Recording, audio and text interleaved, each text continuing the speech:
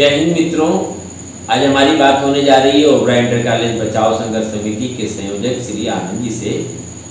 आनंद जी बताएंगे कि जैसे ही निविदा प्रकाशित हुई थी ओबरा इंटर कॉलेज के संदर्भ में, उसी समय उथल पुथल प्रारंभ हो गया था।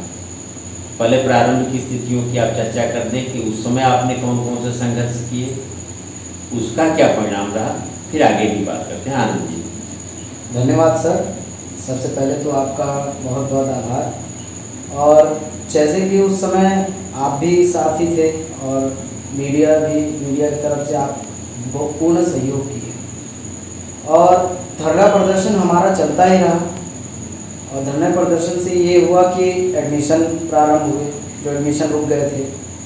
हमारा ऐसा नहीं कि धरना प्रदर्शन विफल रहा, लेकिन हाँ कुछ कागजी कार्रवाई ऐसी हो गई है जिसकी वजह से कहीं ना कहीं अब ये कानूनी कार्रवाई हो गई है। और इसके संदर्भ में आगे हम आपको बताएंगे कि किस प्रकार से हम लोगों ने अब कानूनी कार्रवाई के साथ साथ चलना सीखा। और उसके बाद हम लोगों ने भी ये चीज़ सीखा, अनुभव किया कि कुछ चीज़ें होती हैं जो हमारे धरने से पूरी हो जाएंगी, कुछ चीज़ें ऐसी हैं जो हमें कानूनी तरीके से लड़ कर के पूरी करनी होगी।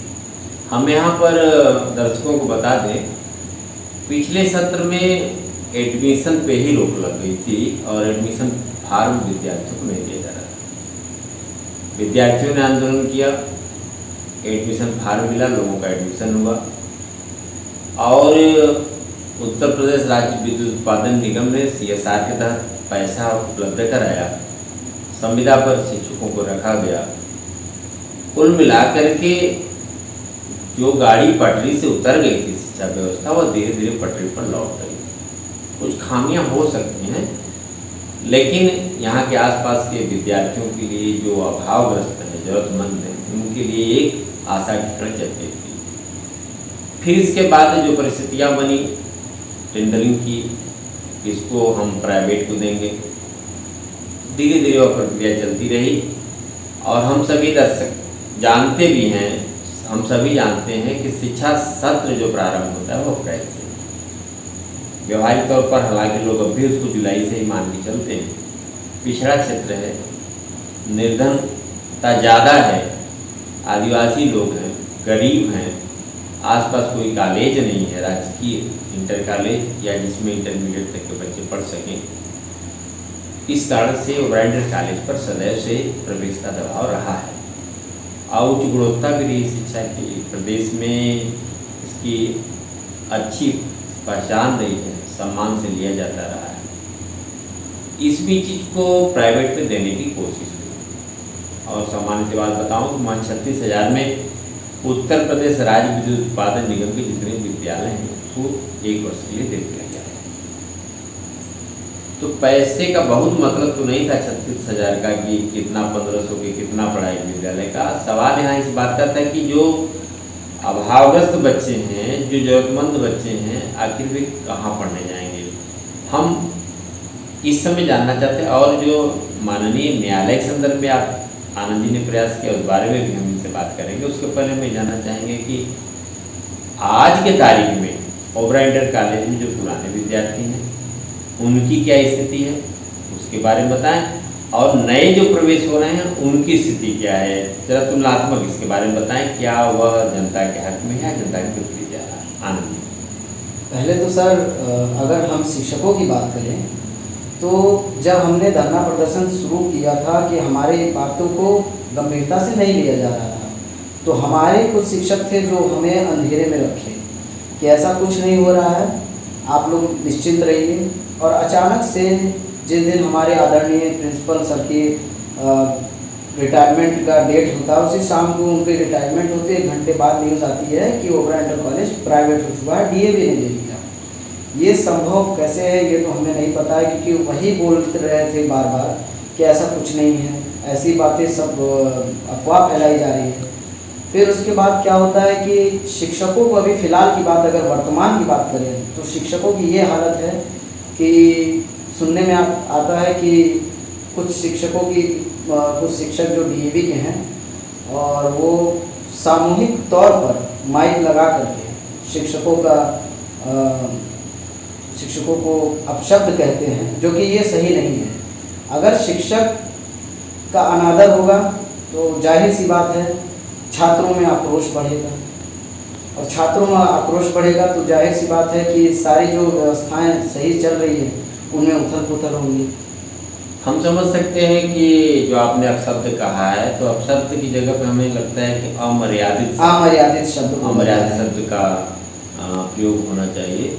और जहाँ तक जो प्राइवेट मैनेजमेंट है उसके द्वारा इस तरह की बात कही जा रही है, तो मुझे लगता है जब कोई बात सामूहिक रूप से कही जाती है तो उसके लिए आनंद जी आप किसी प्रकार का साक्ष्य प्रमाण देने के लिए बाध्य नहीं है, बल्कि यह हो सकता है कि इसकी गोपनीय जांच कराई जा सकती है कि वास्तव में ओबरा इंटर कॉलेज के परिसर में इन दिनों क्या चल रहा है। अगर कोई चीज़ अमर्यादित चल रही है तो उसे हम अच्छा नहीं कर सकते, क्योंकि शिक्षकों की मान मर्यादा को ठेस लगेगा तो स्वाभाविक है कि विद्यार्थियों में भी अनुशासनहीनता पनप सकती है, क्योंकि वे भी समझते हैं कि जब मेरे शिक्षक को किसी प्रकार कोई सम्मान नहीं मिल रहा है तो आखिरकार हम कैसे शिक्षकों को सम्मान दें।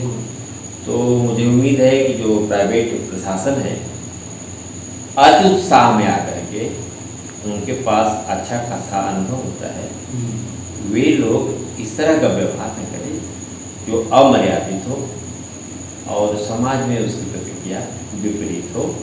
इसका ख्याल उन लोगों को भी रखना चाहिए। अब हम जानना चाहते हैं कि जो प्रवेश की प्रक्रिया हो रही है, पुराने बच्चों के साथ लगभग कितनी फीस ली जा रही है, नए बच्चों के साथ कितनी फीस ली जा रही है, और उसका जो अभावग्रस्त अभिभावक हैं उन पर क्या असर पड़ रहा है, इसकी जरा चर्चा करें आप। जैसा कि पहला बात है कि जो एडमिशन है, जो पुराने बच्चे हैं वो तो एग्रीमेंट में सर लिखा हुआ है कि उनकी फ़ीस वैसे ही रहेगी, ठीक है। और जो नए बच्चे एडमिशन ले रहे हैं, किसी से 5,000 किसी से 6,000, जो अभावग्रस्त बच्चे हैं वो इतना नहीं अफोर्ड कर पाएंगे, वो उतनी फीस दे ही नहीं पाएंगे, तो जाहिर सी बात है उनको एडमिशन तो ऐसे ही रोक लग गया। और जहाँ तक बात मेरी सोच जाती है सर कि पता चला था कि कुछ विद्यार्थियों ने एडमिशन कराया और उन्होंने बाद में सोचा कि फ़ीस ज़्यादा लग रही है इसलिए मैं इसको अफोर्ड नहीं कर पाऊँगा, तो उन्होंने ये भी मांग की कि सर मेरी फ़ीस वापस कर दी जाए। तो जहाँ तक कुछ विद्यार्थियों ने ये शिकायत की थी कि फ़ीस उनकी वापस नहीं दी जा रही है। अब ये मामला पता नहीं शायद सत्य है या झूठ है, लेकिन हाँ कुछ पता चला था। अब हो सकता हो डीएवी ने उनकी फ़ीस वापस कर दी हो, और ये किसी पे हम आरोप नहीं लगा रहे हैं, बल्कि किन्हीं छात्रों ने बताया था जिन्होंने एडमिशन लिया था, उन्हीं से जानकारी ये मिली थी। और अभावग्रस्त विद्यार्थी बिल्कुल भी 6,000 5,000 रुपये और महीने के 3,000 2,000 रुपये कभी भी अफोर्ड नहीं कर पाएंगे, चाहे वो महीने का 1,000 ही क्यों ना हो, क्योंकि ठेला खींचने वाला आज जान रहा है कि महंगाई किस स्तर तक बढ़ चुकी है, और वो जान रहा है कि कलम चलाने के लिए हमें कलम चलानी है तो कम से कम उसके लिए कुछ अच्छा खासा अगर यहाँ पे व्यवस्था हो रहा है और इतनी महंगाई फ़ीस हो जा रही है, तो जान रहा है कि घर पेट पालना है, या तो पेट पालो या तो पढ़ाई करो, तो जाहिर सी बात है पेट की भूख उसको पढ़ने नहीं देगी। हमें यहाँ पर कुछ और भी चीज़ें जोड़ना चाहेंगे, जैसे शासन प्रशासन को पता है और हमारे दर्शकों को भी यह मालूम होना चाहिए कि जहाँ कहीं भी कल कारखाने स्थापित होते हैं वहाँ पर CSR के तहत काफ़ी कुछ पैसा दिया जाता है वहाँ के स्थानीय लोगों के डेवलपमेंट के लिए, जिसमें एक शिक्षा भी होती है, चिकित्सा भी होती है, सड़क की भी व्यवस्था करनी होती है, बिजली की भी व्यवस्था करनी पड़ती है, शुद्ध पेयजल की भी व्यवस्था करनी होती है। यहाँ हम तो शिक्षा की बात करते हैं, जो पहले से ओबरा इंटर कॉलेज चला रहा था और कम पैसे में विद्यार्थी पढ़ रहे थे, अब उनके साथ स्थिति यह बन रही है कि वे ज़्यादा पैसा दे नहीं पाएंगे। और सोनभद्र उत्तर प्रदेश के सोनभद्र जनपद में जिला मुख्यालय पर भी कोई राजकीय इंटर कॉलेज नहीं, बालिका जरूर है। चतरा नगवा विकासखंड में भी किसी प्रकार का कोई राजकीय इंटर कॉलेज नहीं है। ओबरा में भी हम कहें तो राजकीय बालिका इंटर कॉलेज है, राजकीय इंटर कॉलेज कोई नहीं, चोपन में भी कोई नहीं है, डाला में भी नहीं है। आपको कैसा लगता है कि कितने सारे विद्यार्थी इससे प्रभावित होंगे और कितने गांव या कितनी ग्राम पंचायतें इससे प्रभावित हैं, जो अभावग्रस्त विद्यार्थी जो नहीं पढ़ पा रहे हैं, कैसे क्या? सर जैसा कि ओबरा सोनभद्र जो है, सोनभद्र तो पिछड़ा है ही, जहाँ पे आदिवासियों की संख्या ज़्यादा है। उसके बाद ओबरा इंटर कॉलेज से लगभग 40 गांव प्रभावित हो रहे हैं। ये सभी जान रहे हैं। अगर इस मुद्दे पर हमारे यहाँ के समाज सेवी नेता अगर खामोश हैं, ये बहुत ही निंदनीय बात है। क्योंकि जहाँ तक देखा जाए तो सबसे ज़्यादा आदिवासी क्षेत्र, बहुल्य क्षेत्र, जो कि यहाँ पे गरीबों की संख्या बहुत ज़्यादा है, जो कि जंगलों में रहते हैं, चाहे ओबरा गांव हो, खरटिया हो, पनारी हो, परीक्षा हो, मतलब कि यहाँ पे हर सिंधुरिया साइड से बच्चे तक वहाँ से आते हैं जो पढ़ने के लिए। अब सोचिए उतने दूर दूर से, चौपन साइड से विद्यार्थी अगर आ रहे हैं पढ़ने के लिए, तो कितनी दूर दूर से विद्यार्थी प्रभावित हो रहे हैं। जो कि ओबरा इंटर कॉलेज एकमात्र ऐसा कॉलेज था जिसके वजह से वो एक प्रकार से कह सके तो मुफ्त शिक्षा, जो कि 5 रुपये 20 रुपये आज की डेट में वो फीस है ही नहीं। 5 रुपये 20 रुपये कोई भी दे करके पढ़ सकता है, लेकिन अचानक से अगर कह दिया जाए कि वही फीस अचानक से 3000 हो जाए, और जो दिहाड़ी का 100 रुपये या फिर 200 रुपये कमा रहा है, तो वो जान लीजिए कि वो सर वो अपना परिवार चलाएगा या फीस भरेगा। डिपेंड उस पर करता है कि उसकी कितनी भाई बहन हैं, कितने परिवार हैं, कितने लड़के हैं। वास्तव में गरीबों के लिए ये बहुत बड़ा अन्याय हो रहा है, और जिसके लिए हम ये अपील अभी भी करते हैं कि अगर यहाँ के समाज सेवी नेता और हमारे जितने आदरणीय बड़े भाई हैं, अगर आज भी जागरूक हो जाए, तो समाज सेवी अभी भी एक्टिव हो जाए, तो अभी भी बहुत कुछ हो सकता है। बहुत देर नहीं हुई है, लेकिन इस विषय में गंभीरतापूर्वक सोचने की आवश्यकता है। कभी कभी शासन प्रशासन तक सही जानकारी नहीं पहुंचती, तो भी फैसले उल्टे सीधे हो जाएगा। हम जानते हैं कि अभी आपने देखा होगा निकाय चुनाव था, एसटी की सीट नगर पंचायत की अभी बगल की जो डाला है वहाँ की गई। इसलिए हम इसकी चर्चा करते हैं। ओबरा की सीट है जो एससी की गई, तो जहाँ की सीटें और विधानसभा की सीट वो अभी आपकी एसटी की है। तो जहाँ की सीट एसटी की हो, अनुसूचित जनजाति की हो, नगर पंचायत की सीट एससी की हो और बगल की सीट एसटी की हो, जबकि एसटी के मुझे लगता है नगर पंचायत पूरे प्रदेश में 2 सीट रही होगी, या इससे 1-2 सीट आगे पीछे हो सकती है। एक तरफ तो यह व्यवस्था दी जा रही, दूसरी तरफ जो पहले से शिक्षा व्यवस्था के संदर्भ में सब कुछ ठीक ठाक चल रहा था, उसमें भी काफ़ी कुछ परिवर्तन कर दिया गया। निश्चित तौर पर यहाँ के स्थानीय लोग उससे बुरी तरह प्रभावित हैं, परेशान हैं, उनकी बातों को सुना जाना चाहिए।